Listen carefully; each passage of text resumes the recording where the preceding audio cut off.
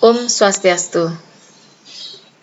Selamat pagi dan salam sejahtera untuk kita semua.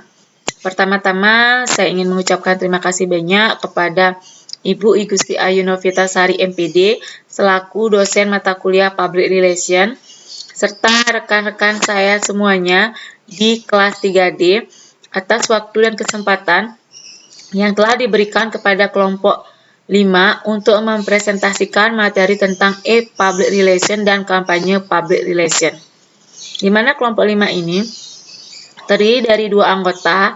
Yang pertama, saya sendiri atas nama Desa Putu Mulyani yang akan mempresentasikan materi tentang e-public relation dan yang akan sekaligus menutup presentasi kelompok 5. Kemudian yang kedua, rekan saya atas nama Kadek Widi Sukarini yang akan mempresentasikan materi tentang kampanye public relation. Baiklah, untuk mempersingkat waktu, sebelum saya menyampaikan materi tentang e-public relation, di sini saya akan menyampaikan terlebih dahulu sub pokok bahasan yang akan saya presentasikan di materi e-public relation ini.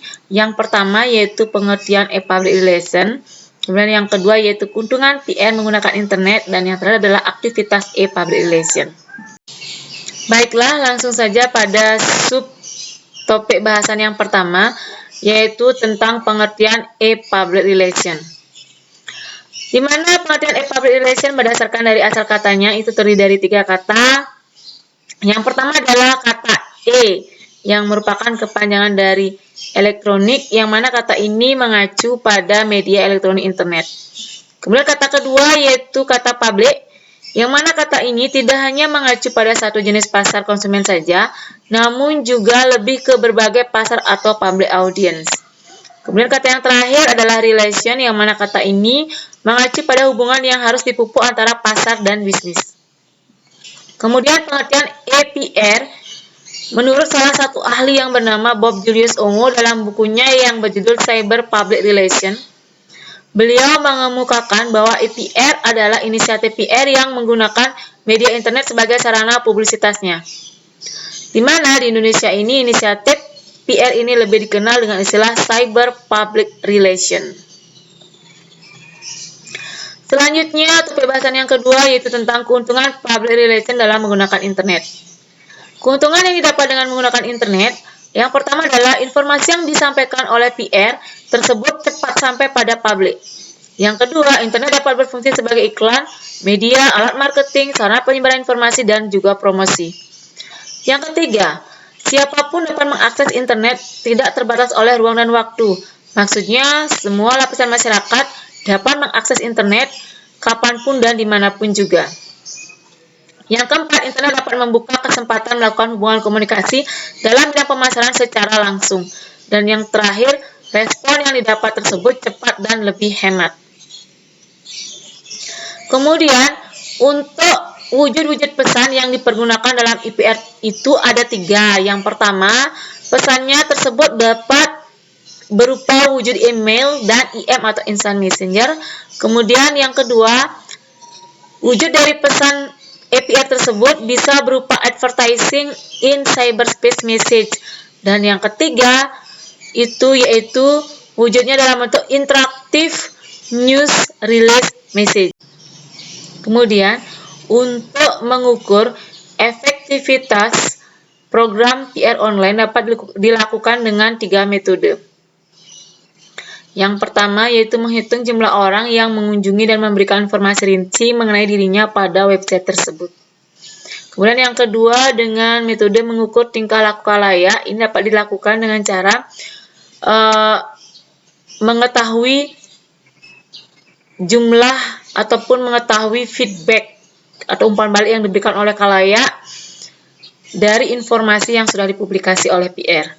Kemudian yang ketiga yaitu memantau liputan media. Di sini dari beberapa studi kasus bahwa website tersebut dijadikan media relation. Jadi kita bisa mengetahui atau memantau liputan media dengan cara memantau atau mencari informasi seberapa banyak informasi yang sudah dipublikasi oleh perusahaan kita lewat website perusahaan itu dijadikan topik ataupun berita oleh media massa. Kemudian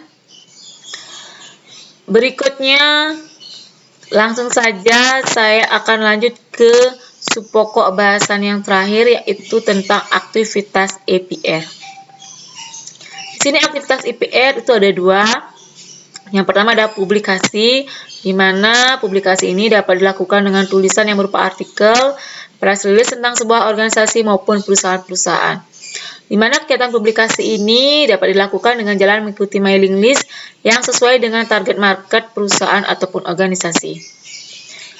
Next, yang kedua aktivitasnya yaitu menciptakan berita atau media relation.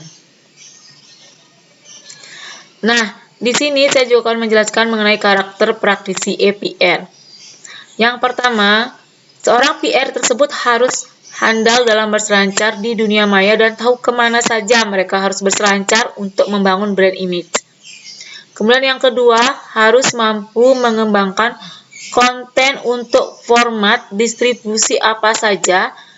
Itu bisa dilakukan di berbagai media, yaitu contohnya media massa, media cetak, radio, TV, situs web, email, ITV, PDA, WAP, Usenet, dan sebagainya, agar dapat dengan tepat menjangkau berbagai macam audiens.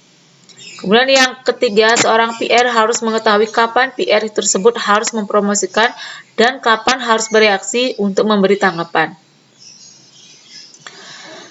Yang terakhir di sini saya akan mempresentasikan mengenai kode etik humas online. Yang pertama itu sajikan konten berbasis fakta. Jadi informasi yang disampaikan atau data yang disampaikan oleh PR tersebut adalah sesuai dengan kenyataan. Harusnya sesuai dengan kenyataan dan yang disebut dengan berbasis fakta. Kemudian yang kedua, jadilah advokat yang objektif. Di sini hendaknya seorang PR tersebut harus bertindak sebagai sumber informasi yang kredibel. Jadi di sini PR harus menyediakan akses sepanjang waktu, mengetahui subjek Anda seperti apa. Jadi mengetahui subjek seorang PR itu seperti apa. Kemudian di sini seorang PR harus menggunakan sumber yang dapat dipercaya. Kemudian yang terakhir, yaitu yang ketiga, dapatkan kepercayaan publik. Di sini mendapatkan kepercayaan publik, ya salah satunya dengan cara menyajikan atau memberikan informasi sesuai fakta atau berbasis fakta. Kemudian jika terjadi kesalahan ketika memberikan informasi tersebut atau informasi tersebut sedang tayang, maka perbaikilah dengan cepat kesalahan informasi yang sedang dimuat.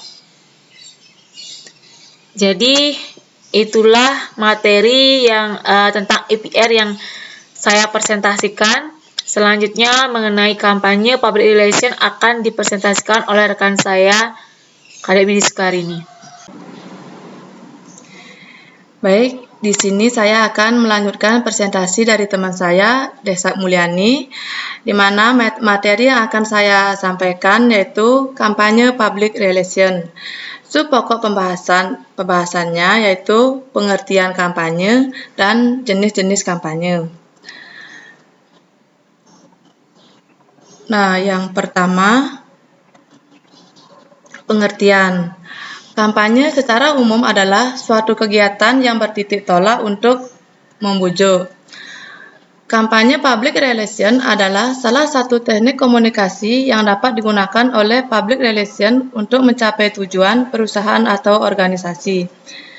Di mana tujuan dari kampanye public relation ini adalah meningkatkan kesadaran dan pengetahuan khalayak sasaran untuk merebut perhatian serta menumbuhkan persepsi atau opini yang positif terhadap suatu kegiatan dari suatu lembaga atau organisasi. Baik, yang kedua yaitu jenis-jenis kampanye.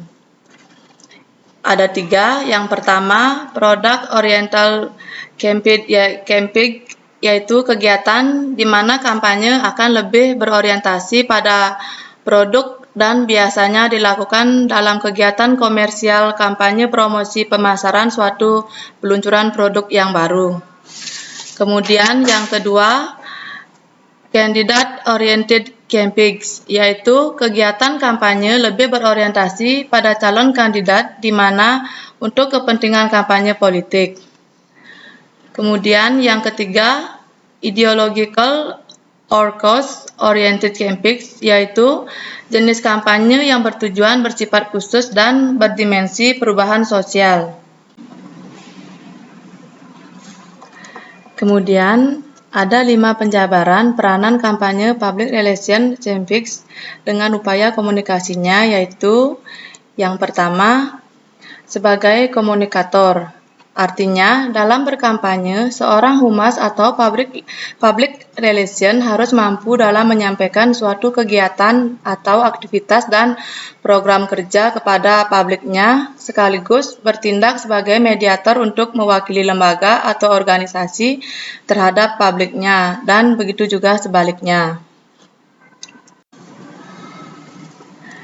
Selanjutnya, yang kedua yaitu pesan atau message adalah sesuatu yang butuh disampaikan kepada penerima melalui teknik kampanye atau propaganda tertentu yang berupa ide, gagasan, informasi, aktivitas, atau kegiatan tertentu yang dipublikasikan atau dipromosikan untuk diketahui, dipahami, serta dapat dimengerti dan diterima oleh khalayaknya. Kemudian yang ketiga, media.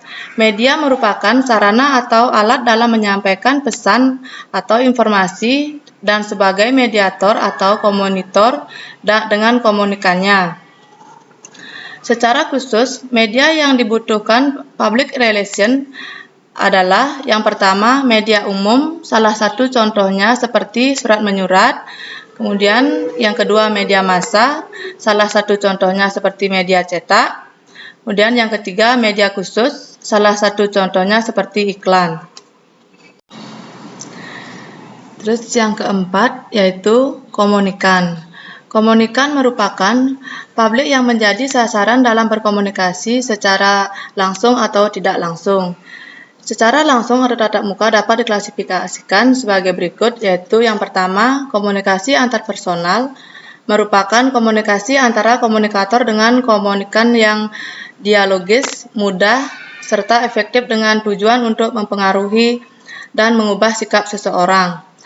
Yang kedua, komunikasi berkelompok merupakan komunikasi yang dilakukan dalam suatu kelompok yang cakupannya lebih besar. Kemudian yang ketiga, komunikasi media massa merupakan komunikasi yang lewat media massa sebagai mediatornya dan sudah dijelaskan sebelumnya. Kemudian yang kelima, efek atau dampak. Efek atau dampak di sini merupakan respon yang muncul setelah proses komunikasi tersebut berlangsung yang dapat menimbulkan umpan balik atau feedback berbentuk positif atau negatif. Terdapat 3 macam kelompok publik yang memberikan respon terhadap pesan yang disampaikan oleh komunikator dalam melaksanakan kampanye. Di antaranya, yang pertama, kelompok penentang atau oposan, yang kedua, kelompok yang memihak atau proposan, kemudian yang terakhir, kelompok yang tidak peduli. Baiklah, itu dia tadi presentasi dari rekan saya, Kadek Widi Sukarini. Sebelum saya akhiri presentasi kelompok 5, saya ingin menyampaikan 5 buah pertanyaan yang bisa dijadikan sebagai acuan bahan diskusi kita bersama. Di mana pertanyaan yang pertama adalah, sebutkan 3 jenis media yang dibutuhkan untuk kampanye PR dan berikan masing-masing contohnya minimal 2. Kemudian yang kedua, jelaskan pengertian EPR menurut salah satu ahli selain yang sudah saya jelaskan tadi.